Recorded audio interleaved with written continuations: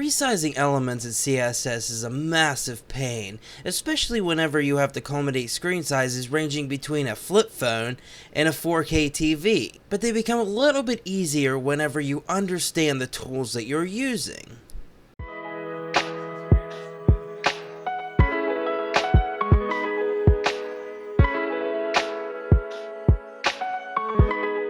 So setting the height and the width property in CSS is pretty straightforward. You just want to select the tag that you want to change the height and the width on, then you just specify the height property, and then you can specify the value. So let's say we could do a 200 pixel high and a width of 400 pixels wide, and I'm going to give this a background color of green just so we can see it. So you can see we've got a square with a height of 200 and a width of 400. And if that's all you wanted to do, then great, congratulations, you're all done. But what if you want to do more? What if you wanted to, say, create a box that covers the entire screen? How are you going to do that? Well, you go through and set a height and width for every possible screen size, from a flip phone all the way up to 4K TV.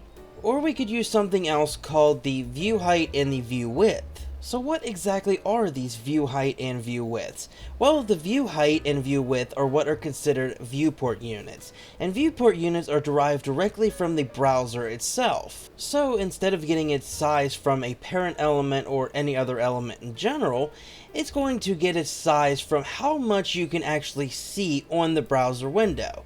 Well, what does that mean? Well, this is referring to how much you can see edge to edge, top to bottom at any given time inside of the browser window. And these viewport units are percentages of that physical size. So 100 view height is going to refer to 100% of the viewable height, whereas 50 view height is going to refer to 50% of the available viewing height. And a lot of people get confused, especially in a situation like this here, where they say, okay, well, I set 100 view height, so why is it giving me a scroll bar for vertical and horizontal scrolling? I thought it was supposed to be 100% of that height and width. Well, what they don't realize is that the browser by default adds a little bit of margin and padding before you even add anything to the browser. So that's enough of me talking. Let's actually see this in action. So before we do anything, we're going to remove that default margin and padding.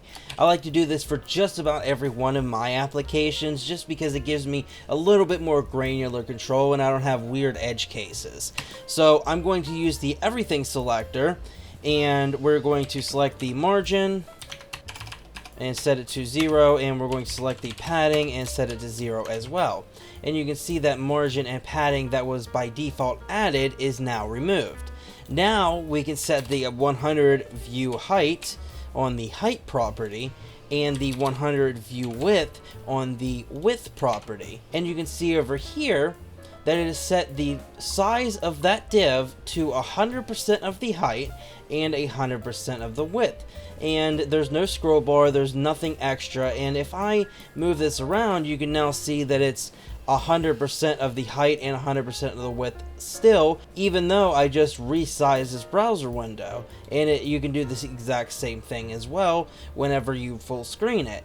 You can see that it is very responsive and works very well with changing screen sizes. So I'm gonna go ahead and add this back over here like that. So with that in mind, how could I set the view height and the view width to, let's say, 50% each?